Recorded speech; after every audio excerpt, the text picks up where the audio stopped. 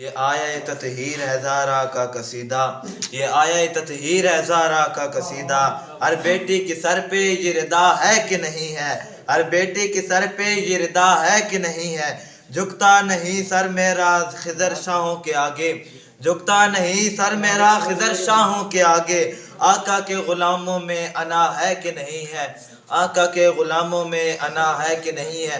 دعوت خطاب کے لیے ملتمس ہوں حافظ محمد ندیم صاحب سے کہ آپ آئیں اور خطاب ذیشان سے ہمارے دلوں کو منور فرمائیں۔ ونصلی ونسلم علی رسولہ الکریم، اما بعد فاعوذ باللہ من الشیطان الرجیم، بسم اللہ الرحمن الرحیم۔ ان اللہ وملائکتہ یصلون علی النبی یا ایھا الذین آمنوا صلوا علیہ وسلموا تسلیما۔ بآواز بلند پڑھ لیجیے، الصلاۃ والسلام علیک یا سیدی یا رسول اللہ وعلی آلک واصحابک یا سیدی یا حبیب اللہ، الصلاۃ والسلام علیک یا سیدی یا نور اللہ وعلی آلک واصحابک یا رحمۃ للعالمین۔ بعد از حمد و صلاۃ میرے نہایت ہی واجب الاحترام اساتذہ کرام اور میرے ہم مکتب ساتھیوں، السلام علیکم ورحمۃ اللہ وبرکاتہ۔ وعلیکم السلام۔ آج مجھے جس موضوع پر لب کشائی کا موقع ملا اس کا عنوان ہے حضرت سیدنا عمر فاروق رضی اللہ عنہ کا قبول اسلام۔ حضور نبی کریم صلی اللہ علیہ وآلہ وسلم نے جس وقت نبوت کا اعلان کیا اس وقت حضرت سیدنا عمر فاروق رضی اللہ عنہ کی عمر مبارک 27 برس تھی۔ حضور نبی کریم صلی اللہ علیہ وآلہ وسلم نے جب توحید کی دعوت دی تو حضرت سیدنا عمر فاروق رضی اللہ عنہ نے ابتدا میں تو اس دعوت کو قبول کرنے سے انکار کر دیا۔ حضور نبی کریم صلی اللہ علیہ وآلہ وسلم نے اللہ عز و جل کی حضور دعا فرمائی، یا اللہ عمر بن خطاب یا عمر بن حشام دونوں یا دونوں میں سے کسی ایک کے ذریعے اسلام کی خدمت فرما۔ اللہ عز و جل نے حضور نبی کریم صلی اللہ علیہ وآلہ وسلم کی دعا کو شرف قبولیت بخشی اور حضرت سیدنا عمر فاروق رضی اللہ عنہ دائرہ اسلام میں داخل ہوئے۔ حضرت سیدنا عمر فاروق رضی اللہ عنہ 40 مردوں اور 11 عورتوں کے بعد اسلام لائے۔ آپ رضی اللہ عنہ کے قبول اسلام سے پہلے آپ کی بہن حضرت فاطمہ بنت خطاب اور آپ کے بہنوئی حضرت سعید بن زید بھی دائرہ اسلام میں داخل ہو چکے تھے۔ آپ رضی اللہ عنہ اور آپ اور تمام خاندان کے لوگوں سے انہوں نے اپنے قبول اسلام کو چھپا کر رکھا تھا، اور اسی طرح آپ رضی اللہ عنہ کے خاندان کے ایک اور شخص جس کا نام حضرت نعیم بن عبداللہ ہے وہ بھی اسلام میں داخل ہو چکے تھے۔ حضرت سیدنا عمر فاروق رضی اللہ عنہ اسلام قبول کرنے والوں کے ساتھ نہایت سختی سے پیش آتے تھے۔ اسی طرح ایک دن حضرت سیدنا عمر فاروق رضی اللہ عنہ تلوار نیام سے نکالے جا رہے تھے کہ حضرت نعیم بن عبداللہ سے ملاقات ہوئی۔ حضرت نعیم بن عبداللہ نے فرمایا، اے عمر کہاں کا ارادہ ہے؟ تو حضرت سیدنا عمر نے فرمایا، میں آج محمد صلی اللہ علیہ وآلہ وسلم کو قتل کرنے کی غرض سے چلا ہوں۔ تو حضرت نعیم بن عبداللہ نے فرمایا، اے عمر تمہیں تمہارا نفس دھوکہ دے رہا ہے، تم کیا سمجھتے ہو اگر تم نے محمد صلی اللہ علیہ وآلہ وسلم کو قتل کر دیا تو تم بنی عبدی مناف چھوڑ دیں گے، تم زمین پر چلنے کے قابل بھی نہ رہو گے۔ پہلے تم اپنے گھر کی خبر لو، تمہاری بہن اور بہنوئی نے اسلام قبول کر لیا ہے۔ حضرت سیدنا عمر فاروق رضی اللہ عنہ نے جب یہ بات سنی تو راستہ بدل دیا اور اپنی بہن کے گھر روانہ ہوئے۔ حضرت سیدنا عمر فاروق رضی اللہ عنہ جب اپنی بہن کے گھر روانہ ہوئے تو اس وقت حضور نبی کریم صلی اللہ علیہ وآلہ وسلم کے بہنوئی اور بہن کے گھر حضرت خباب بن الارت موجود تھے جو انہیں سورہ طٰہٰ کی تعلیم دے رہے تھے۔ حضرت سیدنا عمر فاروق رضی اللہ عنہ کی قدموں کی آہٹ سنی تو حضرت خباب بن الارت کو گھر کے ایک کونے میں چھپا دیا۔ تو حضرت سیدنا عمر فاروق رضی اللہ عنہ جب پہنچے تو پوچھا، تم کیا پڑھ رہے تھے؟ تو انہوں نے کہا، کچھ بھی نہیں۔ حضرت سیدنا عمر فاروق رضی اللہ عنہ نے کہا، کیوں کچھ نہیں؟ میں نے اپنے کانوں سے سنا ہے تم کچھ پڑھ رہے تھے، اور مجھے یہ بھی معلوم ہو گیا ہے کہ تم دونوں نے محمد صلی اللہ علیہ وآلہ وسلم کا دین قبول کر لیا ہے۔ تو آپ کا بہنوئی بولا، ہاں ہم نے قبول کر لیا ہے۔ تو حضرت سیدنا عمر فاروق رضی اللہ عنہ نے ان کے منہ پر تماچا دے مارا اور اپنی بہن کو دھکا مارا اور ان کا سر پھٹ گیا اور خون بہنا شروع ہو گیا۔ لیکن آپ کے بہنوئی نے حضرت سیدنا عمر فاروق رضی اللہ عنہ کی جلال کی پرواہ کیے بغیر کہا، ہاں ہم نے اسلام قبول کر لیا ہے اور ہم نے حضور نبی کریم صلی اللہ علیہ وآلہ وسلم کی دین کی پیروی اختیار کر لی ہے۔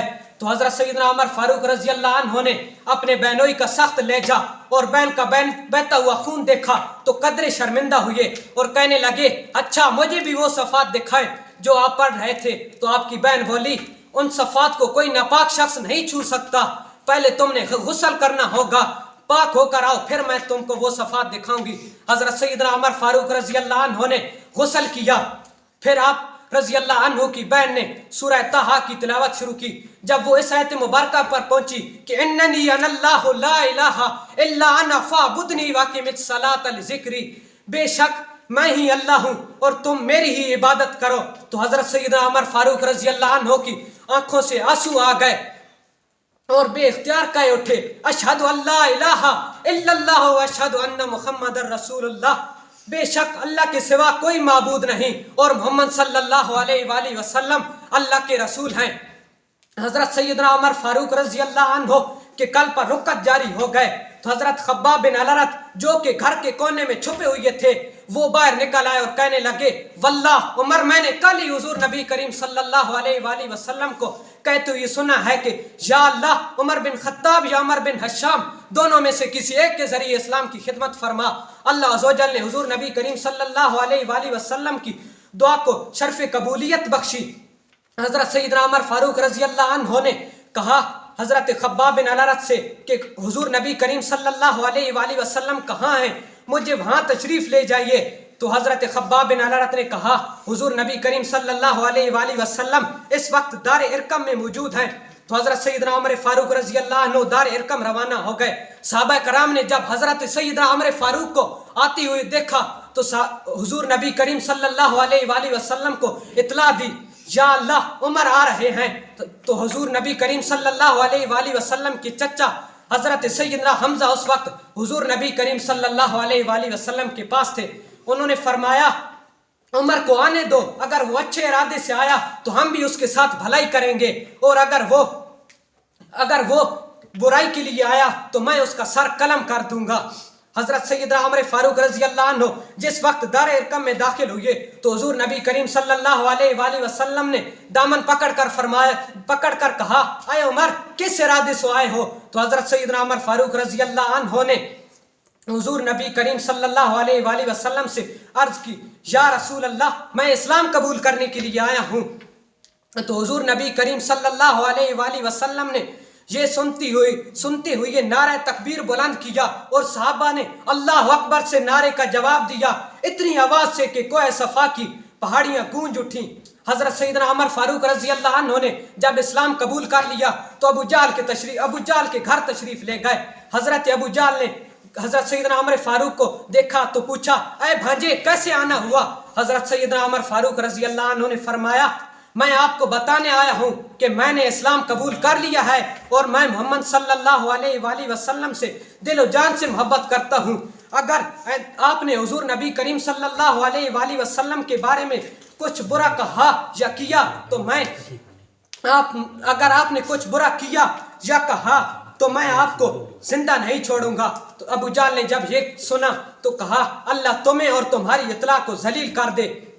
حضرت سیدنا عمر فاروق رضی اللہ عنہ نے جب اسلام قبول کر لیا تو کہا حضور نبی کریم صلی اللہ علیہ وآلہ وسلم جب ہمارا دین برحق ہے اور مشرکین باطل ہیں تو پھر ہم پوشیدہ رہ کر کیوں عبادت کرتے ہیں؟ آپ مجھے اجازت دیجئے اس رب کعبہ کی قسم جس نے آپ کو مبعوث فرمایا ہے کہ اسلام قبول کرنے سے پہلے میں کفریہ مجالس میں بھی اعلانیہ شرکت کرتا تھا، اب میں دین اسلام کی محافل میں بھی خوب چرچا کروں گا۔ آپ مجھے اجازت دیجئے کہ کس میں اتنی جرأت ہے کہ وہ آپ رضی اللہ عنہ اور صحابہ کی طرف گندی نظروں سے دیکھے۔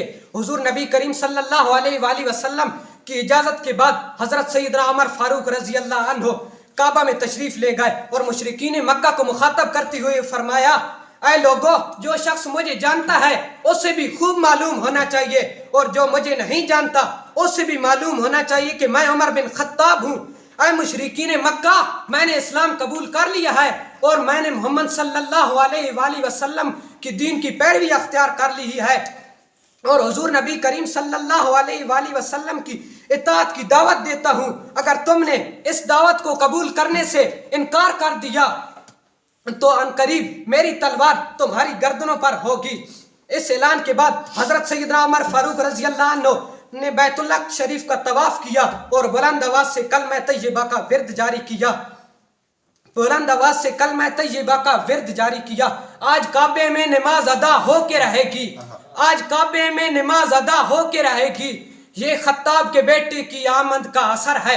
برادران اسلام، روایت میں ہے کہ حضرت سیدنا عمر فاروق رضی اللہ عنہ کے اسلام کے بعد ایک روز حضور نبی کریم صلی اللہ علیہ وآلہ وسلم ظہر کی نماز کی ادائیگی کے لیے بیت اللہ شریف گئے اور آپ رضی اللہ عنہ کے دائیں جانب حضرت سیدنا ابو بکر صدیق، بائیں جانب حضرت سیدنا حمزہ رضی اللہ عنہ اور آگے حضرت علی المرتضیٰ اور سب سے آگے حضرت عمر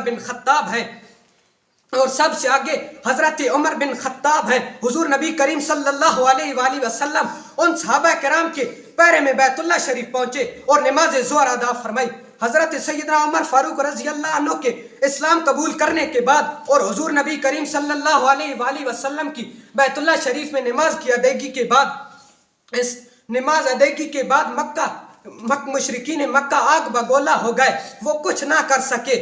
ابن سعد کی روایت ہے کہ جب حضرت سیدنا عمر فاروق رضی اللہ عنہ نے اسلام قبول کیا اس کے بعد اسلام کو کبھی زوال نہ آیا اور مسلمانوں کو کبھی رسوائی کا سامنا نہ کرنا پڑا.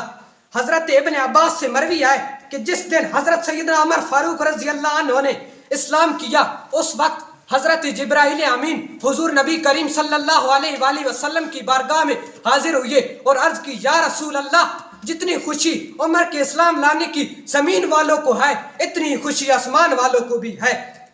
حضرت سیدنا عمر فاروق رضی اللہ عنہ بیعت نبوت کے دوسرے بار سے ایمان لائے. آپ رضی اللہ عنہ کے قبول اسلام کے بعد دین اسلام رات دن ترقی کی منازل طے کرتا رہا اور لوگ جوک در جوک ہلکا بگوش اسلام ہوتے رہے. اب میں اسی شعر کے ساتھ اجازت چاہتا ہوں کہ عمر کے ایمان سے اسلام کو شوکت ملی. عمر کے ایمان سے اسلام کو شوکت ملی. اہل ایمان کو دین قلب کی دولت ملی. وما علیہ الا البلاغ المبین.